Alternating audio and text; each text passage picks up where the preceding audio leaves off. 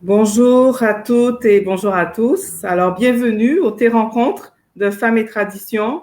Mon invitée cet après-midi est Monique Blérald, qui est en direct de Guyane. Je vais avant tout, avant de vraiment entrer dans le détail avec elle, remercier nos ancêtres de nous permettre d'être là aujourd'hui et de nous unir. Nous profitons pour rappeler que Femmes et Traditions est située en territoire autochtone, lequel n'a jamais été cédé, et nous reconnaissons la nation Gaëngéé comme gardienne des terres et des eaux sur lesquelles nous nous réunissons aujourd'hui. C'est dans le respect des liens avec le passé, le présent et l'avenir que nous reconnaissons les relations continues entre les peuples autochtones et autres personnes de la communauté montréalaise. Alors cet après-midi, j'espère que vous avez avec vous votre tasse de thé, ceux qui nous suivent, la tasse de thé en main, puisque c'est un thé rencontre. Donc, avec Madame Blérald, nous allons ensemble échanger pendant 1 heure de temps sur un petit peu son parcours, ses implications, ses actualités, ses perspectives aussi. Et elle vient aussi surtout nous présenter son ouvrage, un ouvrage qui a été récemment publié, qui s'intitule Bal masqué de Guyane et d'ailleurs. Alors, je crois que c'est important aussi de souligner les actions que vous avez réalisées, Madame Blérald, parce que vous êtes professeure des universités en culture et langue régionale, spécialité littérature orale et écrite francophone et créolophone des Antilles et de la Guyane à l'Université de Guyane. Et vous avez été également vice-présidente puis présidente en Louisiane aux États-Unis du Conseil international d'études francophones regroupant plus de 760 universitaires et écrivains des différentes régions francophones du monde durant la période de 2007 à 2011. On va graduellement découvrir un petit peu plus sur vous au fur et à mesure lors de cet échange. Mais déjà, merci d'être avec nous et bienvenue à ce Thé Rencontre. Bonsoir à vous, Madame Montpierre, et bonsoir à la communauté de Montréal. Bonsoir à tous et à toutes. Voilà. Alors, vous avez... Oui, vous êtes en direct de Guyane. Alors, je rappelle, en Guyane, il est 16 heures, il est 14 heures à Montréal, 15 heures aux Antilles, Guadeloupe et Martinique, il est 17 heures, si je ne me trompe pas, en France. Non, 19 heures en France, peut-être. Non, il est 20 heures en France. Il est 20 heures. 20 heures en plus. Voilà, 20 heures en France. Donc, on est suivi un peu partout à travers la Terre, là, le globe terrestre, parce qu'il y a des gens qui suivent nos activités. Donc, il faut aussi essayer de coordonner tout ça pour que tout le monde puisse avoir la possibilité de suivre le direct. Alors oui, j'aimerais ça vous entendre, Madame Blérald, de ce livre que vous avez publié qui aborde la question, enfin, qui s'intitule Bal masqué de Guyane et d'ailleurs. Qu'est-ce que vous pouvez nous dire sur ce livre? Alors, donc, je ne sais pas si vous le voyez. Je l'ai en main. Voilà, voilà, je l'ai en main. Et cet ouvrage est le produit résultant d'un colloque. Permettez-moi, je le dépose. Voilà. Oui, bien sûr, bien sûr. Donc, il résulte d'un colloque qui s'est tenu en Guyane, tout d'abord, en 2015, puis dans les universités de Paris-Sorbonne et de Paris-Diderot l'année d'après. Et dans ce livre, plusieurs chercheurs de Guyane, mais aussi de différentes régions, de la Louisiane, de la Belgique, de l'Italie, d'Allemagne, du Brésil, donc différentes régions s'intéressant au carnaval, au bal masqué, se sont penchés pour pouvoir donner leur avis, leur point de vue, leur perception du bal masqué. Donc, c'est un colloque pluridisciplinaire où ces chercheurs, par rapport à leur champ de recherche, ont donné leur point de vue, d'un point de vue juridique, littéraire, en ethnomusicologie, en économie, en droit, en anthropologie, et chacun à sa manière a essayé de présenter sa perception du bal paré masqué. Et moi, plus exactement, je vais plutôt parler donc de ma communication et de mon article dans cet ouvrage. Oui. C'est surtout montrer comment nous, en Guyane, avec notre personnage, la figure emblématique du Touloulou. Nous avons inscrit donc notre carnaval et ce personnage au patrimoine français de l'UNESCO en 2017. Et là, nous travaillons pour qu'il soit inscrit au patrimoine mondial de l'UNESCO, au patrimoine culturel immatériel de l'UNESCO. Et c'est très important pour nous parce que notre carnaval, bien sûr, est dynamique. À travers donc cette démarche d'inscription, nous essayons aussi, selon la Convention 2003, de préserver ce carnaval et cette figure emblématique qu'est le Touloulou. Donc, par rapport à la mondialisation, par rapport aux interpénétrations culturelles, car il faut dire que la Guyane, bien sûr, est en Amérique du Sud. Nous sommes une région francophone, méconnue, mal connue en terre d'Amazonie, entourée d'autres régions frontalières telles que le Brésil, les Antilles anglophones, et nous avons aussi donc surtout nos jeunes. Ils sont influencés par le carnaval du Brésil, le carnaval des Antilles, le carnaval de Trinidad, et nous essayons à travers l'inscription donc de notre Touloulou et du carnaval de montrer les symboles, les rites, les codes. Et en rappel, le Touloulou, c'est une figure emblématique, c'est un personnage féminin qui revient dans notre carnaval, qui comprend une partie diurne, la journée, mais aussi une partie nocturne. Et ce personnage féminin, dans la partie nocturne, fait danser les hommes entre 21h et 5h du matin chaque samedi. Et c'est un personnage énigmatique, mystérieux, qui se caractérise par son anonymat. On ne sait pas, le cavalier ne sait pas avec qui il danse. Cela peut être sa mère, sa sœur, sa femme, sa chef, comme on dit. Et c'est ça tout le mythe, le mystère donc, de ce personnage qu'est le Touloulou. Donc, nous essayons de le protéger par rapport à la mondialisation, par rapport aux influences extérieures, car ce personnage aussi, lorsqu'il apparaît la journée, il reflète l'histoire même de la société créole guyanaise, avec des personnages tels que les bagnards, ou bien des personnages qui rappellent la fuite des noirs marrons dans la forêt, ou encore les coupeurs, les coupeuses de canne. Donc, vous voyez, c'est un carnaval très riche, un carnaval avec des symboles forts, des chansons, des musiques, des costumes, et nous essayons donc de le préserver, de le sauvegarder, de le valoriser et d'être aussi dans la transmission intergénérationnelle.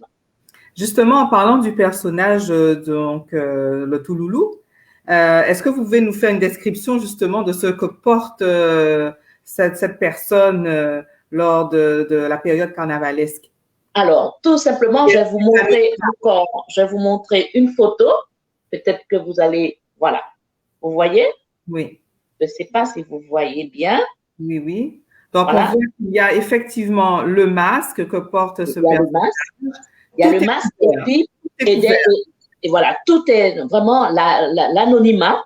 Et le personnage déforme sa voix pour qu'on ne puisse pas le reconnaître. Même, par exemple, les parfums. Vraiment, il y a une métamorphose. Autrefois, pour ne pas reconnaître le corps, donc on rembourrait donc, le costume, donc la taille, le ventre, de telle sorte que le personnage soit méconnu. Mais avec la modernité, la texture même des tissus a évolué. Autrefois, c'était le coton. Maintenant, c'est le taffetas, le satin, donc les voilages, vous voyez. Et on doit faire attention, beaucoup de paillettes, des accessoires qui rendent un petit peu le personnage de Touloulou très, très, comment dire, très star, un petit peu, très efféminé. Et il n'y a plus, on perd un petit peu de ce côté dérision. Donc, parce que normalement, la mission première du carnaval, c'est la dérision, c'est vraiment, c'est la satire. la parodie. Et là, donc, pour le carnaval de nuit, le carnaval nocturne, eh bien, on perd un petit peu de cet aspect. Et dans le carnaval de jour, là aussi, on perd un peu de cet aspect du personnage historique qui reflète la société créole, l'histoire de la Guyane, parce que, bon, ben, il y a l'évolution et bien entendu aussi tous les problèmes que l'on connaît liés à l'économie et puis même liés à la situation actuelle avec la pandémie. Quand on est dans un bal masqué, puisque le livre aborde la thématique du bal masqué, quand on est dans un bal masqué, quelle est la symbolique justement de ça en Guyane, le bal masqué? C'est quoi la symbolique? C'est quoi Alors, qu'est-ce qui se passe en fait? C'est ça. Alors, il y a tout un rituel. Il y a l'avant, le pendant et l'après. Avant, il y a toute une rencontre de femmes. Donc, les femmes se rencontrent ensemble pour aller acheter leur tissu. Donc, vous permettez, on m'emmène monter. Oui. Je rappelle, on est aussi rencontre. Hein? Voilà. Donc, c'est parfait. On m'emmène monter, voilà, vous voyez. Oui. On m'emmène monter. Voilà. Je profite pour en verser un peu dans ma tasse. J'en bois déjà un petit peu. Oui, bien sûr, allez-y. Voilà, tout à fait. Alors, je vous disais, donc, avant le bal, il y a la rencontre des femmes qui vont être ensemble pour choisir leur tissu, confectionner leur costume. Et la femme, par exemple, elle va laisser son mari partir, elle fera semblant de dormir et à un moment de la soirée, elle ira dans le dancing déguisée avec ses copines. Elle va laisser ses enfants chez la voisine, chez une amie ou chez sa maman qui est complice. Et là, elle va se retrouver dans la salle de bal avec ses amis, ses copines et avec son mari qui ne saura pas qu'elle est dans la salle de bal. Elle pourra le faire danser, mais il ne la reconnaîtra pas parce qu'elle va déformer sa voix, sa démarche. Elle ne mettra plus le même parfum. Et il y a les copines aussi qui sont, complices, qui vont veiller. Donc, vous voyez, il y a tout un jeu. Donc, le dancing, c'est aussi une scène de théâtre où on assiste, il y a des spectateurs assis sur des gradins qui observent un cavalier, une cavalière, un cavalier et sa touloulou, sa cavalière, qui danse, les musiciens, l'orchestre sur l'estrade, qui jouent de la musique avec des chanteurs, des chanteuses qui mettent de l'ambiance. Et on peut même dire qu'il y a parfois du voyeurisme parce que tout le monde regarde. Il y a beaucoup le jeu du regard, il y a de l'exhibitionnisme parce qu'en même temps, on est dans la séduction. Le touloulou peut être une femme, n'importe quelle femme qui travaille n'importe où et qui, entre guillemets, tel Cendrillon, sera la plus belle cette nuit et qui ira danser avec des hommes qu'elle n'oserait pas aborder dans la vie courante. Par exemple, avec son chef ou par exemple, je ne sais pas, avec monsieur le maire, un homme politique très important. Donc, le rêve devient réalité. Et c'est ça la magie du dancing, la magie du bal Paris masqué. C'est un peu, si vous voulez, comme Cendrillon. On est là, on rêve, on est la plus belle, on séduit. Et après, il y a la musique, bien sûr, qui permet, qui accroît cette magie. Et après, à 5 heures du matin, tout s'arrête. On repart, chacun chez soi. Et le samedi d'après, parce que le carnaval chez nous, en Guyane, il dure plusieurs mois. De l'épiphanie, c'est-à-dire dès le mois de janvier, et il prend fin le mercredi décembre. Donc, pendant 2 mois, 3 mois, on vient chaque samedi danser avec son cavalier ou avec sa touloulou. On ne sait pas, bon, qui est derrière le masque quand on est le touloulou, mais on sait avec qui on danse. Et c'est ça le rêve. Et on peut danser comme ça pendant des années, des 5 ans, 6 ans, 7 ans, 8 ans, 10 ans. Et le cavalier ne saura jamais avec qui il danse. Et c'est ça le mystère. Et vous, en tant que touloulou, dans la rue, quand vous allez reconnaître votre cavalier, vous serez tenté d'aller le voir, d'aller lui dire bonjour. Et il va vous regarder surpris puisqu'il ne vous connaît pas. Et vous voyez, c'est magnifique, c'est magnifique. Donc, je ne sais pas si j'arrive à l'exprimer, mais comment dire, on est dans ce domaine du rêve, de la métamorphose, de la magie. Donc, le temps éphémère, on est dans un hors-temps, mais aussi dans un espace qui est tout à fait spécial, c'est celui du dancing. Là, je parle du bal Paris masqué. Et là maintenant, donc depuis quelque temps, les hommes, parce que tous les hommes ne peuvent pas danser, certains ont décidé de prendre leur revanche et ils ont créé un personnage qu'on appelle plus Touloulou, mais Tololo. Et on parle de la revanche des Tololo. Et là maintenant, c'est le contraire. Ce sont les hommes qui se déguisent, qui sont dans l'anonymat, qui changent leur voix, leur démarche, et ils invitent les femmes qui, à leur tour, ne sont pas déguisées. Et on a maintenant le sens inverse. Et là aussi, c'est toujours la magie, la féerie. Donc, on a des costumes de mousquetaires, des costumes d'Artagnan, de très beaux costumes d'hommes, de marins qui font rêver. Et les femmes, les cavalières, elles arrivent elles aussi en bande, à plusieurs, en groupe, maquillées avec des sophistiquées. Et voilà, c'est encore de la magie parce que il y a la musique qui est entraînante et vous oubliez tous vos problèmes. Comme je vous le disais, le temps est suspendu. Donc, la musique aussi joue un rôle particulier. La musique, le chanteur, le cadre, mais aussi la musique et avec aussi des chanteurs vedettes qui sont de véritables animateurs sur scène, des ambianceurs. Et comme il y a plusieurs dancing, donc par rapport à chaque dancing, des orchestres sont en lien avec ces dancing. Un public aussi, par exemple, nous avons des grands groupes, le groupe des Blue Stars, le groupe des Mécènes, le groupe Carnivore. Et les dancing aussi, à chaque dancing correspond un groupe de musiciens, un orchestre. Et là, depuis peu, avec la modernité, nous avons aussi les soirées, donc des soirées galettes ou des soirées privées en semaine. Donc, le mercredi, le jeudi, le vendredi. Et puis le samedi, c'est vraiment le clou avec le bal Paris masqué. Et ce n'est pas fini parce que le dimanche matin, à 5 heures du matin, il y a ce qu'on appelle le vider. Vider, ça veut dire vider la salle des dancing.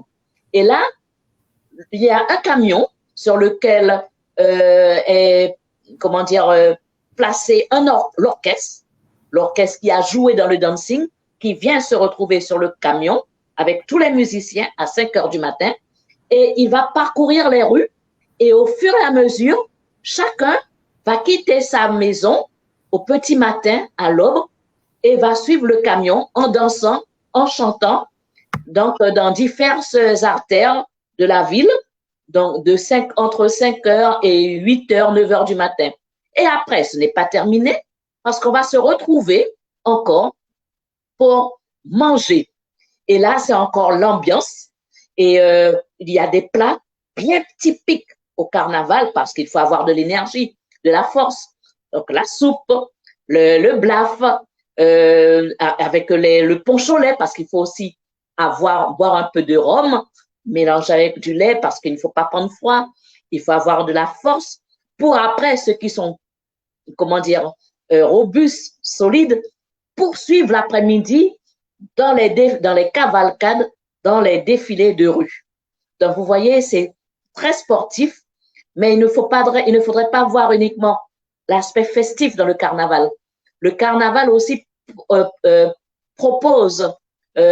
lié à des enjeux économiques, culturels, identitaires, touristiques.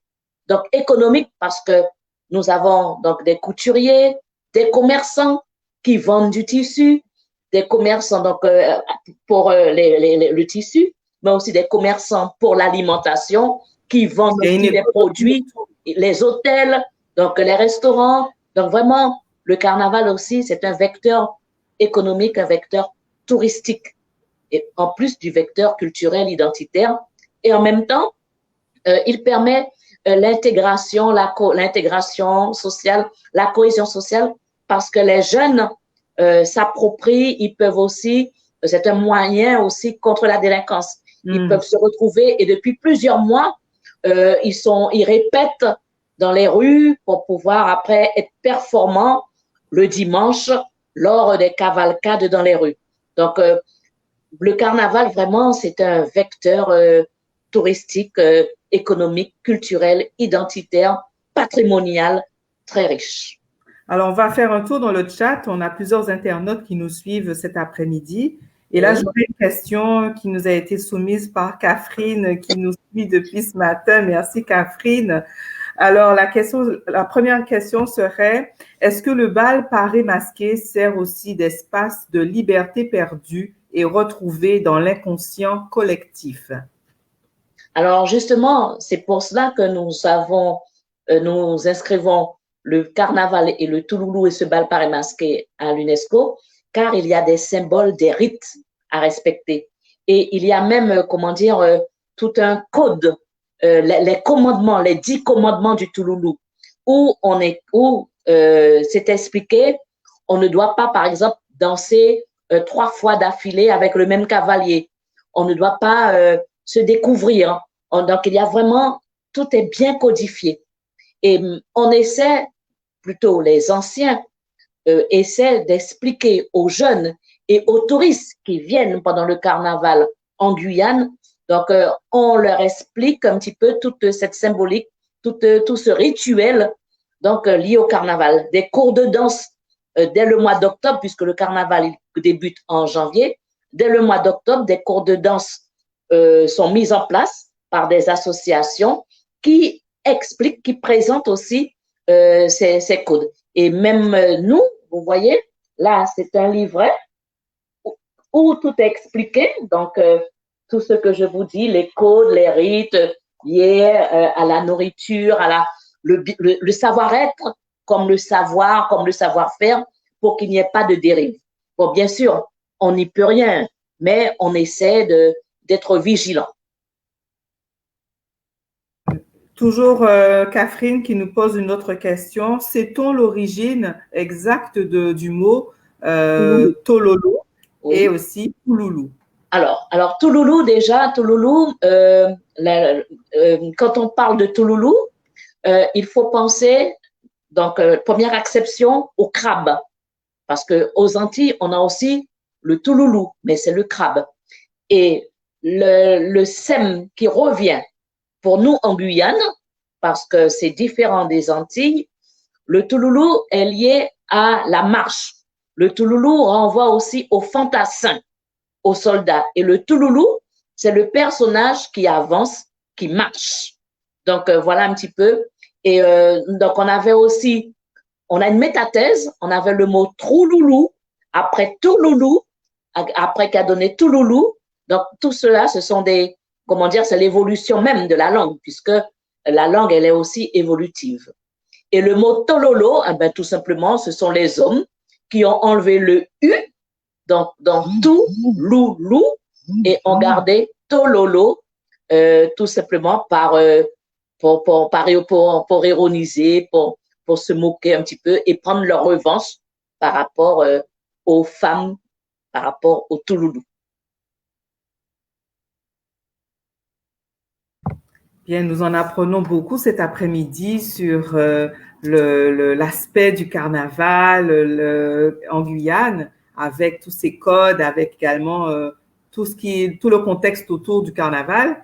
J'aimerais, s'il vous plaît, Madame Lérald, je vous entends, de toutes ces connaissances que vous nous partagez cet après-midi, on sent que vous êtes une personne très passionnée pour la culture. Vous avez déjà œuvré dans plusieurs structures pour mettre de l'avant le carnaval guyanais, la danse traditionnelle, les costumes et j'en passe. Ma question serait pour vous, comment vous définissez d'ailleurs la transmission, le mot transmission et tradition? Comment vous les définissez, ces mots-là, par rapport à toute votre expérience? Voilà. Alors, donc là, je vais éviter de rentrer dans la théorie, dans les concepts. Oui. Je vais partir de mon expérience vécue.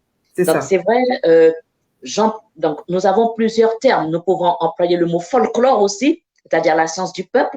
Mais moi, je préfère le mot tradition, qui n'est pas figé, qui est beaucoup plus évolutif, ou j'emploie aussi le mot patrimoine, qui est lié à l'identité, c'est-à-dire toutes les pratiques, donc les savoirs, les savoir-faire, savoir-être qui sont propres à une communauté. Moi, je suis créole, je relève de la communauté créole. Et même dans cette communauté créole, il y a du métissage. Il y a la part européenne, la part africaine, et ce que nos ancêtres ont trouvé sur le sol guyanais, le sol américain, avec toutes les autres communautés autochtones. Donc, je définis cela. Je définis ceci donc, de cette manière. Mais en ce qui me concerne, c'est vrai, j'ai eu la chance donc d'avoir une maman qui, lorsque j'étais petite, avec mes sœurs, qui nous emmenait partout avec elle à la rencontre des anciens. Les anciens, chez nous, on les appelle les gangans, ou bien les personnes détentrices d'un savoir, les docos. Et nous étions avec notre maman dans un groupe de danse traditionnelle, parce que je m'occupe de carnaval, mais tout aussi bien de musique et de danse au tambour créole. Donc, notre maman nous emmenait, après les répétitions qui prenaient fin à 22 heures, avec elle, rencontrer les gangans, comme on dit, les personnes anciennes. Et c'est là que commençait la véritable transmission. Nous étions dans l'écoute, le silence, le regard. On regardait sans poser de questions dans un premier temps. Donc, on apprenait, c'était une forme d'apprentissage par le silence, par l'écoute, par le respect.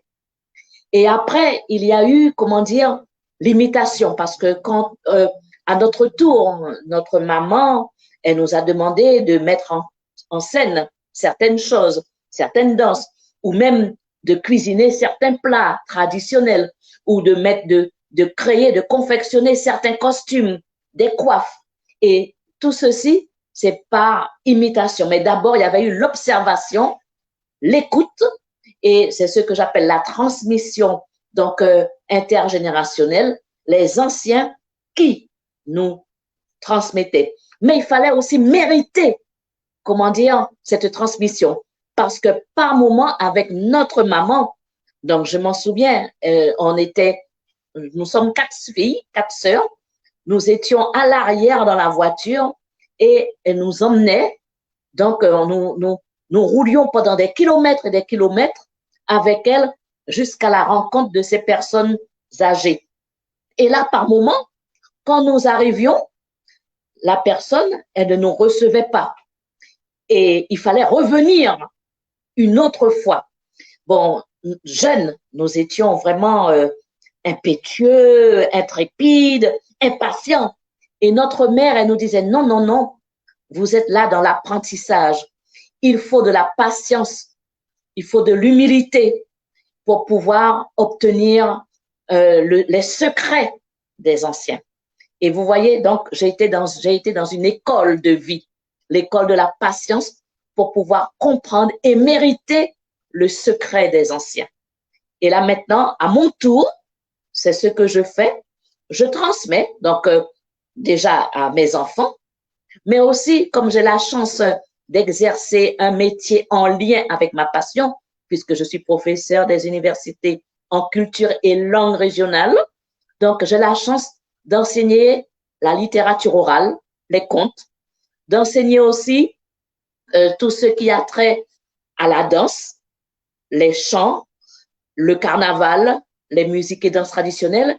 Et en même temps, comme je suis professeur de littérature, je montre comment donc les écrivains exploitent ces données donc de la culture populaire dans leurs textes. Est-ce que c'est de la sauvegarde, de la valorisation ou de l'ironie, parce qu'ils ont besoin de prendre une certaine distanciation par rapport à ces traditions. Donc, voilà un petit peu ma démarche. Je suis au niveau de la transmission personnelle rejoint aussi la transmission sur le mode professionnel, puisque j'ai la chance d'exercer donc aussi ma passion. de transmettre aussi ma passion et de la valoriser. C'est bien ce que j'avais bien compris. Effectivement, vous avez fait une fusion, il y a une jonction entre les Oui. deux.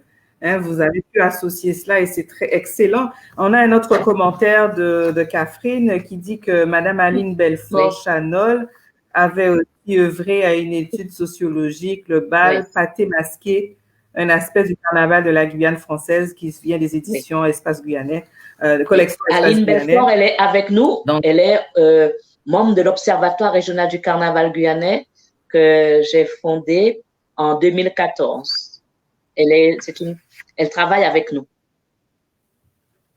Alors, dans notre rencontre, tes rencontres, j'essaie toujours d'amener mon invité à parler de lui ou en fait d'elle, puisque c'est beaucoup des femmes que je reçois, mais j'ai pas envie de lire une biographie, passer mon temps à faire une lecture. Alors, j'ai ma calebasse et dans ma calebasse, j'ai des petites fiches avec des mots-clés sur votre vie, votre parcours, Madame Blérald. Alors, je vais ici, les fiches portent des petits symboles et je vais vous demander de me donner le symbole que vous voulez, puis je vais vous lire le mot qui est sur la fiche. Alors, je vais prendre le rectangle. Le rectangle. Kalawang. Ah, très bien. Kalawang. Très bien. Alors, le mot kalawang. Alors, déjà, le kalawang, c'est un plat chez nous. C'est une salade épicée composée à partir donc de mangue verte ou de prunes de cité. C'est un fruit. Donc, c'est assaisonné avec du sel, de l'ail, de l'huile, du vinaigre, du piment. Et ça se déguste avec tout seul ou avec du poulet boucané. Et Kalawang, c'est aussi le nom que j'ai donné à la troupe de danse que j'ai fondée. Alors, dans cette troupe de danse, je mêlais la tradition et la modernité. Je partais des, comment dire, des contes, donc des légendes, mais aussi donc de l'actualité, des problématiques liées à la modernité, le chômage, ou encore la lutte contre la délinquance, contre la pédophilie. Et je mettais tout cela en danse avec les membres de ma troupe, une troupe composée de 70 jeunes en provenance de différentes couches sociales, donc des milieux, de tous les milieux. Et là, avec eux, on mettait en scène donc ces histoires en partant des, comment dire, en mettant en place des chorégraphies, mais avec des pas de base traditionnels. Donc, avec les rythmes traditionnels, le gragé, le lérol, le débo, le labatio. Donc, ça, c'est la première optique. Et la deuxième optique, avec le groupe Kalawang, j'ai mis en place aussi, avec une équipe de professeurs d'éducation, d'activité physique, d'éducation physique, l'option danse traditionnelle au baccalauréat. Parce que je voyais que les jeunes perdaient un petit peu leur identité, l'histoire de ces danses, de ces chansons, de ces costumes, et il fallait les intéresser. Et comment les intéresser? Il fallait écouter leurs attentes, lier tout cela aux nouvelles technologies et aux problématiques donc du jour, à leur quotidien. Et là, dans le cadre du bac, donc de l'épreuve du baccalauréat au lycée, ces jeunes devaient non seulement créer une chorégraphie à partir donc des pas de base de la tradition, mais en même temps intégrer les problématiques liées à la modernité, chômage, délinquance, voilà. En même temps, expliquer leurs propres origines. Par exemple, un lycéen d'origine haïtienne montrait comment donc l'origine de sa famille ou comment il était arrivé sur le sol guyanais, ou il pouvait montrer le métissage, son père d'origine haïtienne, sa mère créole guyanaise, et en prenant les danses en lien avec chacune des origines de ses parents, il créait une espèce de comment dire, de mixture, si vous voulez, et montait une chorégraphie présentant donc un petit peu explicitant son origine. Et après, ce qui était important, c'est que ces jeunes allaient à la rencontre des anciens, des gangans, comme on dit, dans les associations, pour pouvoir les écouter, comme moi, je l'ai fait aussi avec ma maman. J'ai voulu que ces jeunes le fassent aussi avec des anciens. Et c'était vraiment une rencontre intergénérationnelle. Et à la fin de l'année, il y avait un grand spectacle dans les plus grandes, dans les plus grandes salles de spectacle de Cayenne, où tous les groupes, tous d'élèves montraient un petit peu le fruit de leur réflexion et de leur trouvaille. Donc, c'est ça un petit peu le groupe Kalawang que j'avais créé. Alors, on voit, il y a vraiment un travail d'initiation. Oui, hein? Oui, tout à fait. Transmission. Pour et conscientiser la relève. Tout à fait. Transmission. Parfait. Alors, et de transmission. Alors, je continue avec mes petites fiches. Alors, je vais prendre le rond. Voilà. Top 2017, vous l'avez un peu effleuré, mais donnez-nous un peu plus de détails. Sur l'inscription du Touloulou à l'UNESCO? C'est ça, oui. alors, très bien.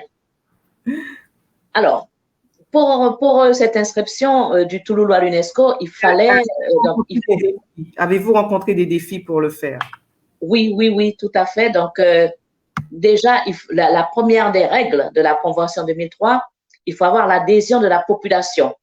Donc, avec l'Observatoire régional du carnaval guyanais que j'ai créé, il a fallu convaincre la population, c'est-à-dire mettre en place des séances de sensibilisation, de pédagogie et en même temps des séances de signature qui montraient que la population suivait notre démarche. Parce que nous n'étions en tant qu'association Observatoire régional du carnaval guyanais qu'une courroie de transmission entre le peuple et les instances étatiques.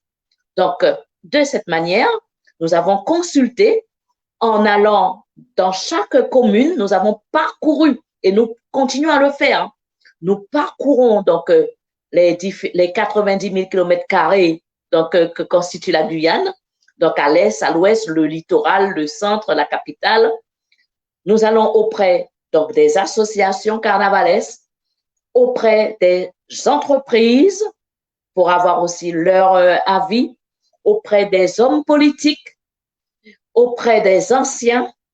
Et c'est tout cela donc, qui a fallu, nous a permis d'avoir un dossier. Donc, il y a ce côté donc, sensibilisation au niveau de la Guyane, mais aussi à l'extérieur, parce que l'Observatoire régional du carnaval guyanais a des antennes à l'extérieur. Par exemple, à la Martinique, il y a Aline Belfort qui nous représente. À Paris, nous avons aussi le groupe Dokonon avec un chanteur, Andy Chocho, et le groupe lui-même présidé par la famille Fontelio, qui servent aussi de relais. Donc, nous avons ce travail. À l'université, donc comme j'enseigne à l'université, j'ai mis en place un diplôme universitaire à Histoire des carnavals où on enseigne avec plusieurs collègues la littérature, l'histoire, l'anthropologie, la musicologie, le droit. Donc, de manière comparative, le carnaval de Guyane, mais aussi le carnaval des Antilles, le carnaval du Brésil, Trinidad, le carnaval européen, Nice, Dunkerque, le carnaval européen avec l'Allemagne, la Belgique, le carnaval de Bench. Donc, tout ceci est vu et étudié dans le cadre de ce cours et les étudiants, car avec ce diplôme qui donne le niveau Bac+2, quand les étudiants sortent de là, ils peuvent, comme ils ont aussi des cours de langue, d'anglais, de portugais, d'espagnol, car en Guyane, nous sommes multiculturels, pluriethniques, donc ils doivent pouvoir aussi être au service des touristes qui viennent visiter la Guyane.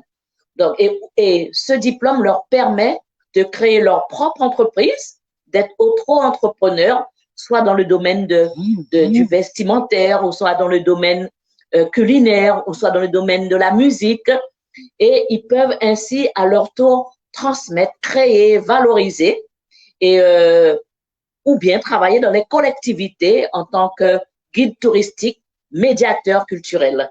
Et ils sont en contact aussi parce qu'ils ont un mémoire, un stage à faire auprès donc des créateurs, des stylistes, des associations carnavalesques.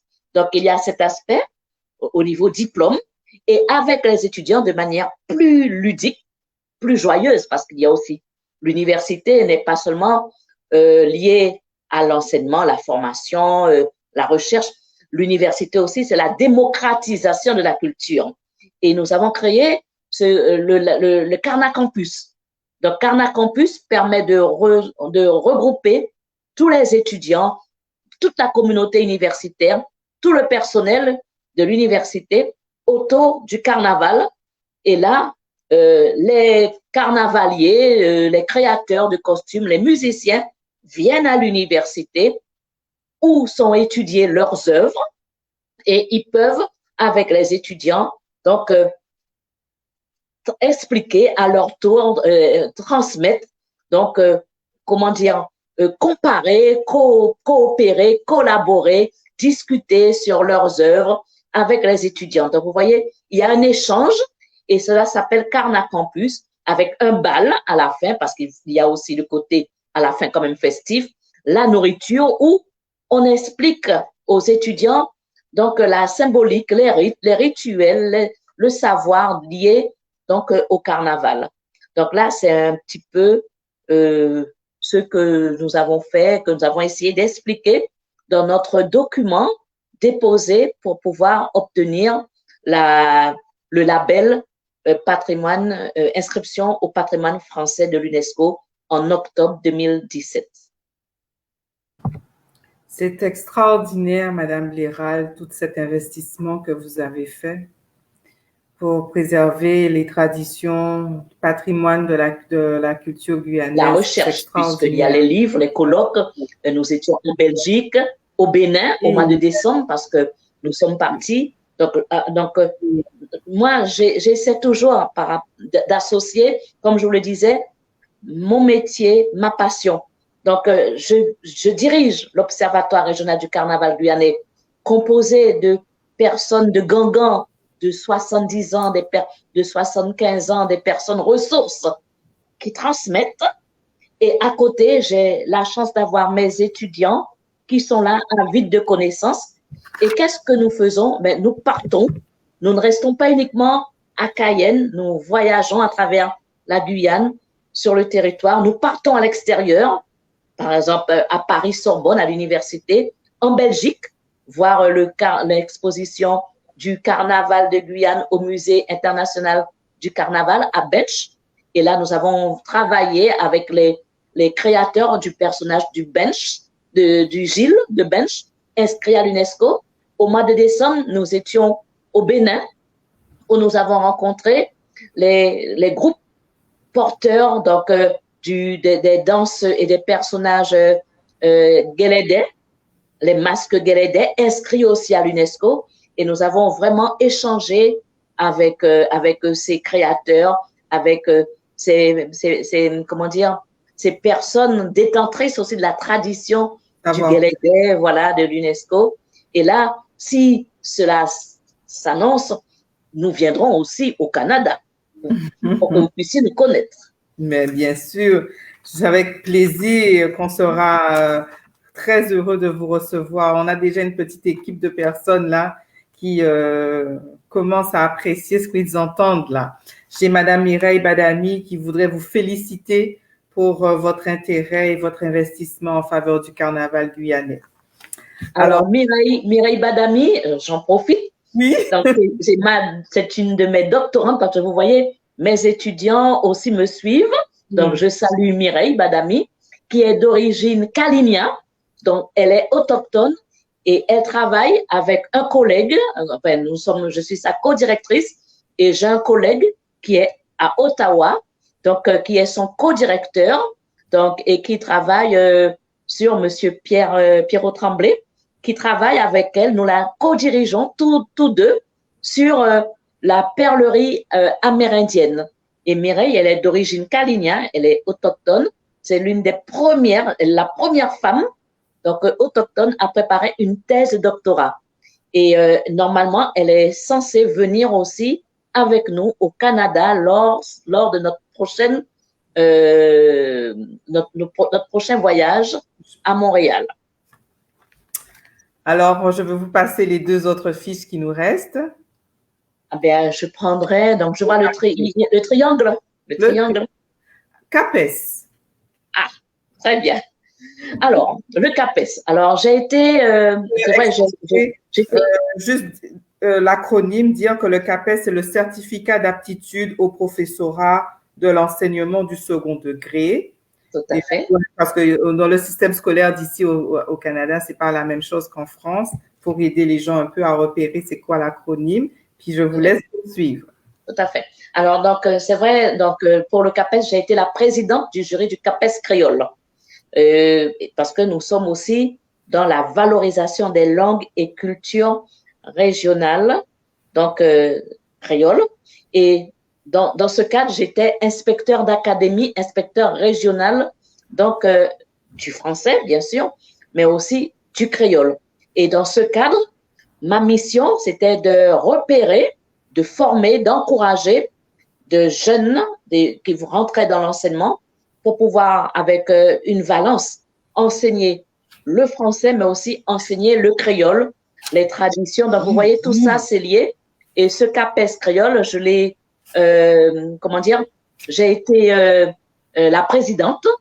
Je vais plutôt parler des CAPES créole parce que il y avait le créole de Guyane, le créole de la Martinique, le créole de la Réunion, le créole de la Guadeloupe.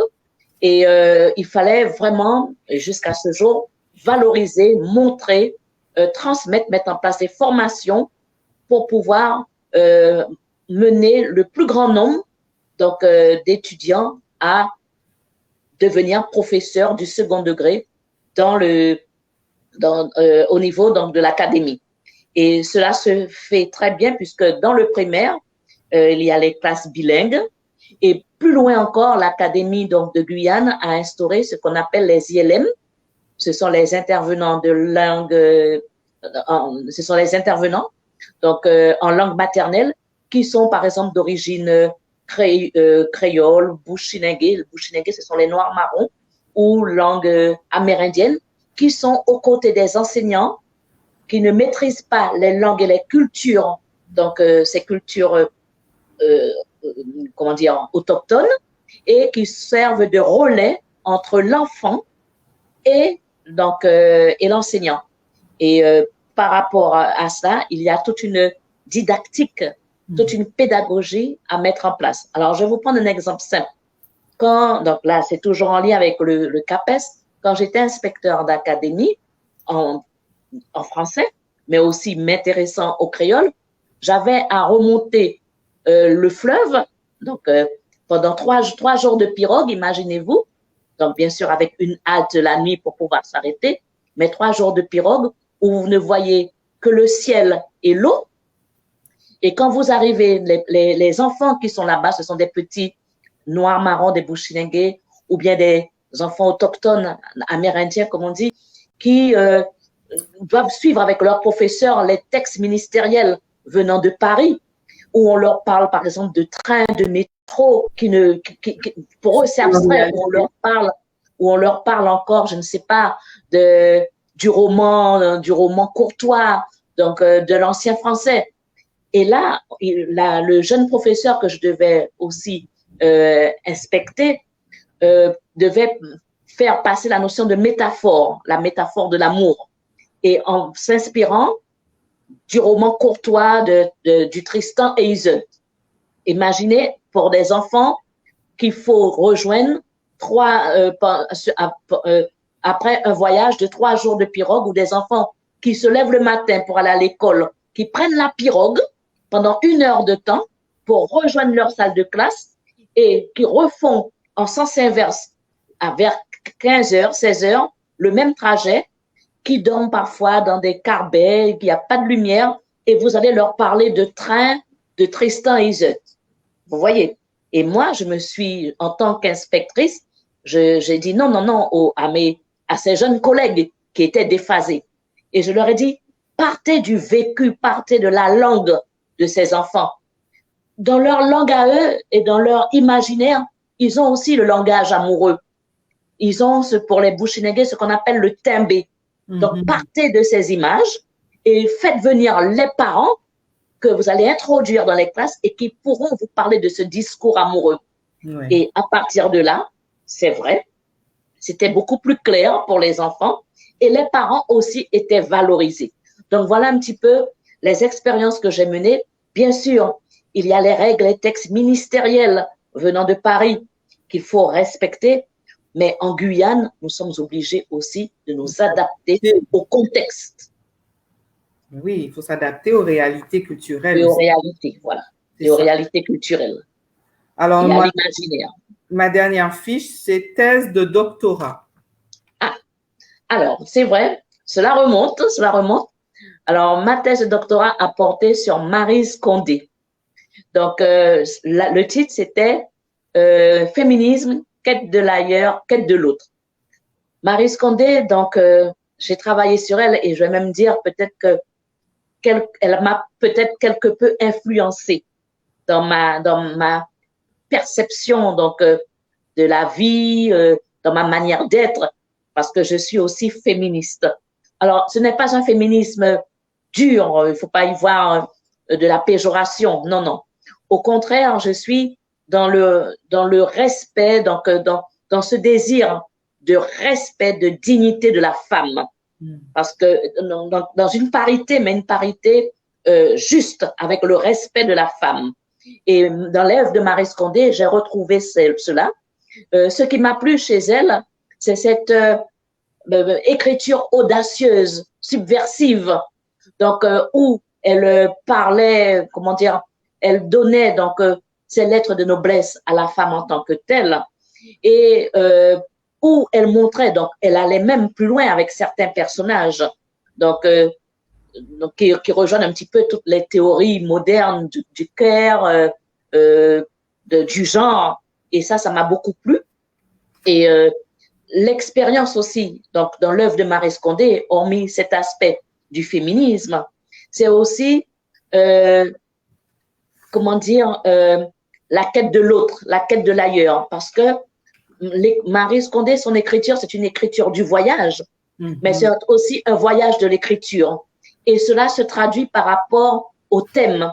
Donc, toujours le thème de l'errance, de l'ailleurs, de l'autre, de la quête d'identité, et une écriture aussi qui syntaxiquement mêle différents champs lexicaux, donc différents registres, différentes langues.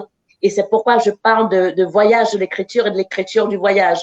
Des personnages qui sont en scène et qui sont d'origine diverses. Donc, des personnages qui sont de Colombie, de Guyane, de Haïti, des Antillais, des Européens, des Allemands. Donc, il y a ce qu'on appelle avec ces personnages d'origine diverse, toujours de la mobilité. Ils ne sont pas statiques parce que dans l'œuvre de Maryse Condé, comme Maryse Condé elle-même, quand on regarde sa vie, puisqu'elle est d'origine guadeloupéenne, elle est partie vivre, elle avait épousé un Guinéen, elle l'a suivi, elle est partie vivre en Afrique avec lui. Ensuite, ça s'est très mal passé avec sa famille, la famille de son mari, qui est d'origine guinéenne, africaine. Et comme elle se mêlait aussi de politique, on l'a expulsée, donc elle a dû partir, elle a dû quitter donc l'Afrique, la Guinée, elle est partie au Sénégal, en Côte d'Ivoire, donc après elle est partie en Angleterre, elle a rencontré son mari actuel, Richard Philcox. Elle a terminé, elle est partie vivre aux États-Unis, où elle enseignait dans les plus grandes universités. Après, elle est revenue en France, en Guadeloupe. Là, maintenant, elle a pris sa retraite en France métropolitaine. Donc, à l'image de l'auteur, les personnages aussi de Maryse Condé sont dans la mobilité géographique dans la mobilité physique.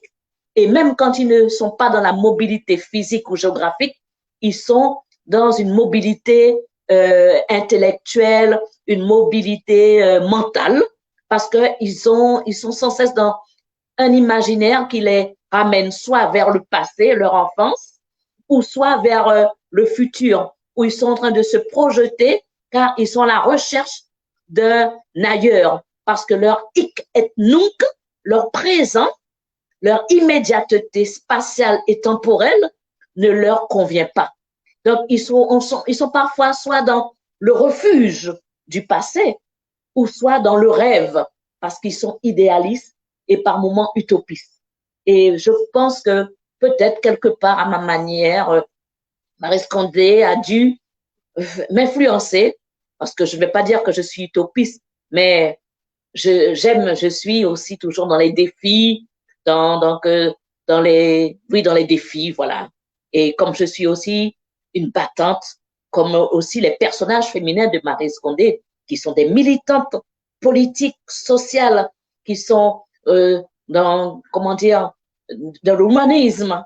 Donc, elle se cherche en tant que femme. Donc, je pense que moi aussi, je suis un petit peu dans cette quête de moi-même en tant que femme par rapport à mes origines, puisque je suis afro-descendante. Donc, je suis dans cette quête au niveau historique, cette quête en tant que femme, dans cette quête de mes aïeux. Et c'est peut-être pour ça que je pars souvent en Afrique aussi enseigner, où j'ai mis en place la coopération universitaire entre l'université de Guyane, mon université, et différentes universités d'Afrique, université donc du Bénin, d'Abomey-Calavi, université en Côte d'Ivoire, université au Gabon. Donc, je pense que je suis un petit peu comme un peu comme les personnages de Maryse Condé ou comme Maryse Condé elle-même, un juif errant en quête d'ailleurs et peut-être quelque part idéaliste. Et on pourrait trouver cette thèse en ligne ou pas? Eh bien, comme elle remonte, je pense qu'elle est plutôt dans les bibliothèques. Voilà, je ne sais pas si elle est en ligne. Il faudrait peut-être que je fasse des recherches parce qu'elle date de 2000 et ça fait il y a 20 ans de ça. C'est ça. Ben, vous me tiendrez informée et je pourrai transmettre à Catherine qui aimerait bien en prendre lecture. Alors, il nous reste très peu de temps pour finir, Madame Léral. Ce télérencontre est court, mais il y a tellement de choses. Oui, buvez un peu, vous avez beaucoup parlé. Ce télérencontre est fascinant. On aimerait rester à vous entendre, vous parler, vous écouter. Ça donne envie de passer un après-midi avec vous là. Mais écoutez, on replanifiera ça, hein, parce que j'aime vous entendre et on sent que vous êtes vraiment investi, passionné quand vous abordez la question identitaire, la question culturelle, le patrimoine, les traditions. Je vous sens vraiment, c'est en vous et puis vous avez envie de le transmettre et c'est très apprécié. Moi, je le prends ça avec beaucoup j'apprécie ça en fait. Pour moi, c'est très important également. Je suis un simple passeur. Un simple passeur culturel, transculturel. Oui. Alors, écoutez, j'aurais deux petites questions pour vous pour finir. Hein. Quel serait, on vit un contexte actuel qui n'est pas toujours pas facile, hein, qui est quasiment à l'échelle mondiale. Se projeter reste un peu très difficile aussi en même temps. Comment quelles seraient vos perspectives par rapport à ce contexte actuel? Bon, il y a le livre qui est sorti, qui est déjà je pense, ça vous prend pas mal de temps. Mais avez-vous d'autres activités? Quelles sont vos perspectives aussi par rapport à tout ça? Oui, bien justement, donc là, comme je travaille beaucoup sur le carnaval avec mon équipe, il nous a fallu repenser le carnaval 2021. Si jamais nous ne pouvons défiler, si jamais nous ne pouvons nous rendre... Comment? Parce qu'en Guyane, en Guadeloupe et en Martinique, c'est annulé. Mais pour le moment, on ne sait pas encore en Guyane. Bon, sans doute, bien sûr, on pense que ce sera annulé. Mais donc, tant que nous n'avons pas la décision ferme, nous nous restons optimistes. Mais bon, mais là, comme je vous disais, c'est encore le rêve. Mais quoi qu'il en soit, il nous faut être réalistes. Et avec mon équipe, nous avons déjà mis en place des stratégies. Alors, par exemple, nous aurons des séquences de rencontres sur les médias avec des interventions de nos gangans, c'est-à-dire les personnes âgées, de nos aînés, nos aînés donc de l'association, qui vont expliquer les rites, les symboles, les rituels, les codes, les valeurs, donc savoir-être, savoir-faire liés à ce carnaval. Donc, émissions radiophoniques, émissions télévisées. Nous allons passer aussi, continuer un petit peu ce qu'on appelle la caravane pédagogique, c'est-à-dire continuer à aller dans les classes auprès des jeunes, des enfants, car plus ils sont jeunes, plus on peut plus facilement leur expliquer, voilà, diffuser les informations. Donc, nous avons cela aussi, la caravane pédagogique. Et puis, sur le plan national, international, donc, nous projetons, bon, tout ceci, bon, nous restons optimistes. Nous avons donc des projets de rencontres en France métropolitaine, dans l'Hexagone, pour présenter certains de nos trésors humains qui sont des grands créateurs, de grands stylistes, avec, par exemple, Monsieur Henri Galgi, Monsieur Auguste Horte. Donc, nous allons présenter ces personnes avec leurs costumes, leurs créations, leur biographie.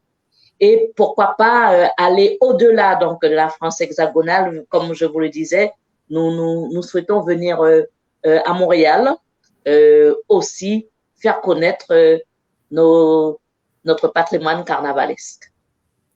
Donc voilà, dans notre immédiateté. Sinon là, dans le présent, qu'est-ce que je fais? Vous voyez, je recueille, je vais auprès des anciens.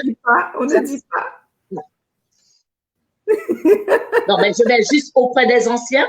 Je vais juste auprès des anciens collecter des informations sur la pharmacopée traditionnelle. Voilà. Oui. Avant de nous quitter, est-ce que vous avez une citation préférée à nous partager? Oui, Saki Lapou, alors je le dis en créole puisque je suis une créoliste. Saki Lapou de l'Opaka Chariel. Saki Lapou de l'Opaka Chariel. En français, ce qui est là pour toi, rien ne te l'enlèvera, c'est-à-dire qu'il faut être patient, savoir attendre ce qui t'est réservé par le destin. Cela ne veut pas dire que je suis fataliste, mais bon, je crois beaucoup. Donc, et ça, comme je vous le disais, j'étais dans une école de vie, d'humilité, avec des anciens qui m'ont appris qu'il faut savoir être patient et attendre. Et ce qui est là pour moi, eh ben, s'il doit m'arriver, je vais le récolter, voilà, je vais en profiter pleinement. Bon, alors on arrive à la dernière étape de notre échange. Il reste à peine 5 minutes pour nous quitter. Nous sommes donc dans un thé rencontre qui a pour but aussi d'éclairer, de conscientiser nos internautes sur notre phytothérapie, la phytothérapie antillaise ou qu'elle soit aussi africaine ou caribéenne. Nous avons chacune commencé à boire notre thé. Moi, j'en bois depuis ce matin et je voulais aussi connaître quel était le thé préféré de Madame Blirald. Mais là aussi, j'aimerais faire partager nos internautes. C'est trop facile si elle nous le dit. J'aimerais que les gens puissent eux-mêmes découvrir de quel thé s'agit-il. Alors, montrez-nous ce que vous avez en main. D'accord? La feuille ou la tasse? Non, la feuille. Montrez-nous la feuille. On ne donne pas le nom de la feuille. OK. Moi, je montre la mienne aussi quand elle est asséchée.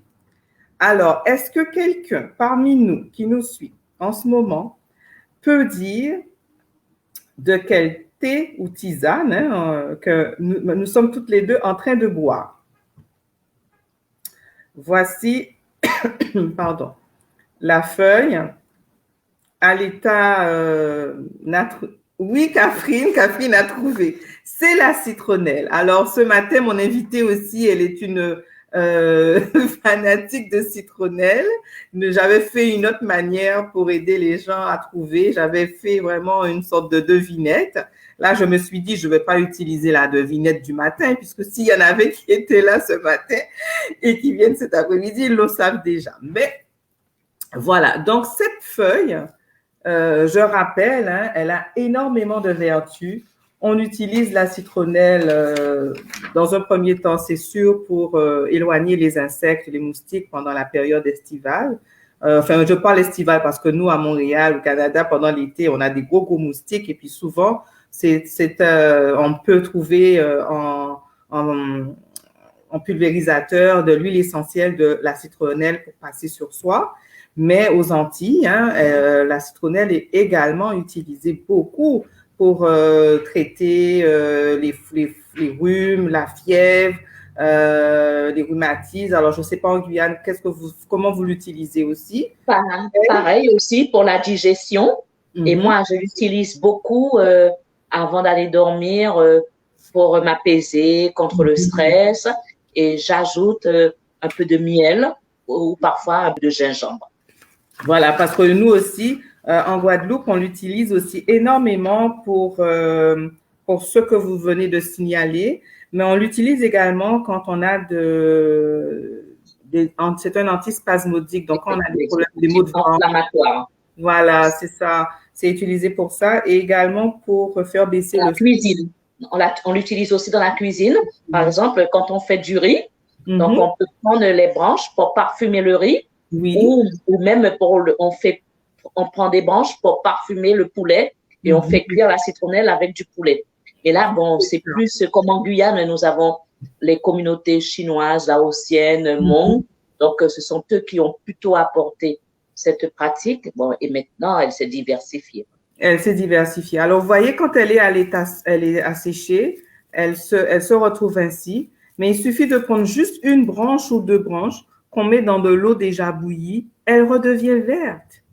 Elle redevient verte, elle se rafraîchit et elle donne, là j'en ai presque plus parce que j'en ai bu déjà beaucoup, mais vous voyez l'état de l'eau, on voit l'eau, il reste un petit vert pastel là, qui est très agréable à boire. Voilà.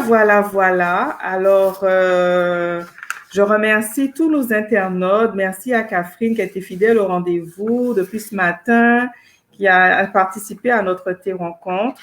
Je remercie aussi je vous remercie vous aussi, Madame Blerail, d'être venue pour parler de votre ouvrage et de nous partager aussi tout ce que vous faites, ce que ça représente pour vous, tout ce travail colossal que vous faites pour la Guyane et pour aider aussi la Guyane à être connue ailleurs.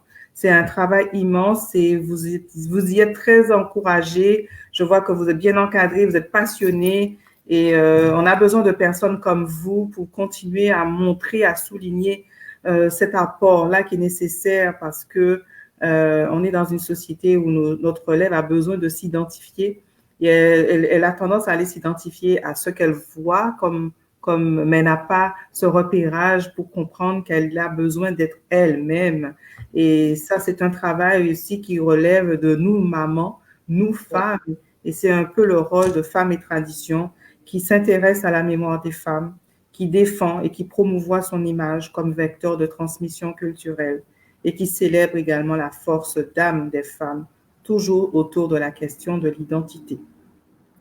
Alors, Madame Blerail, notre thé rencontre touche à sa fin. Merci. Ça m'a fait plaisir de vous recevoir.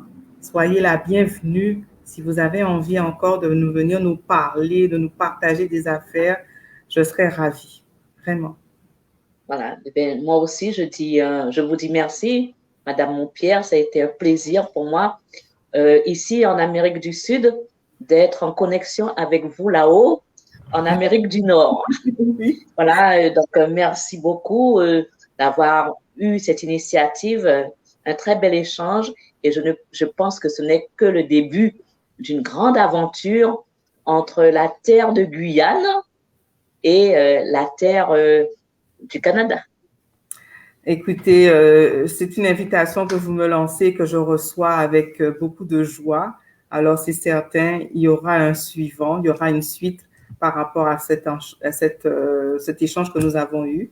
Je vais clôturer pour rappeler à nos internautes qui nous suivent que notre prochaine activité va se tenir débutera la semaine prochaine. Donc, restez connectés. Nous organisons un marché virtuel du 22 novembre au 5 décembre, un marché virtuel qui s'intitule Le savoir-faire traditionnel au féminin. Donc, ce marché virtuel va réunir des femmes qui ont décidé de lancer une initiative entrepreneuriale, commerciale, mais une initiative dans laquelle elles ont souhaité intégrer le savoir-faire qu'elles ont hérité de par leur origine et leur identité. Et ce savoir-faire-là, ben, c'est comme une manière encore de montrer l'importance de la transmission. Alors, c'est des femmes qui sont très diversifiées dans leur initiative. On est dans un contexte actuel de pandémie où très peu de gens maintenant ont envie d'aller faire leurs achats des temps des fêtes en personne. On est obligé de recourir à des plateformes virtuelles maintenant pour magasiner. Alors, il va y avoir des pièces uniques, des produits de qualité qui peuvent être achetés pour offrir aux gens que vous aimez, mais que vous pouvez aussi vous-même vous offrir si vous le souhaitez. Et ça va débuter donc à partir du 22 novembre, c'est-à-dire dimanche semaine prochaine, un salon virtuel qui va être sur 2 semaines, qui se termine le 5 décembre.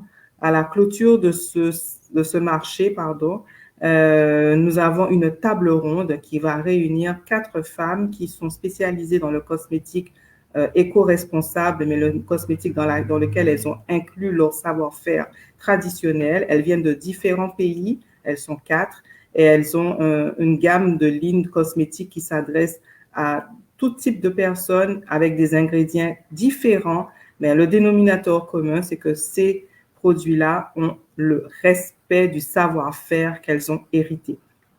Donc, cette table ronde va aborder la question du savoir-faire et développement et nous en débattrons ensemble. Je serai donc l'animatrice. Je serai accompagnée de Djeli Tapa, qui est d'origine malienne, qui vient d'une illustre famille de griots et qui sera à mes côtés pour aussi participer à cette activité-là. Alors, encore merci. Le mot de la fin, Catherine qui dit bon courage aux Guyanais. Kimbe femme, joke. Alors, c'est un commentaire. Tchembered. Moi, je lui dis Tchembered, pas molly. Voilà. Ça veut dire tenez fort, elle, vous aussi. Voilà. Tenez bon, vous aussi, face à cette pandémie. Tout à fait. Et restons optimistes, forts, guerriers. Tout à fait. Nous vaincrons. Nous vaincrons. Alors, c'est ce dernier mot de Madame Bliral. Notre rencontre dominicale s'achève aujourd'hui, maintenant. Et on vous dit à bientôt et restez connectés et soyez des notes pour la semaine prochaine à notre marché virtuel. Au revoir. Au revoir. À bientôt. Au revoir.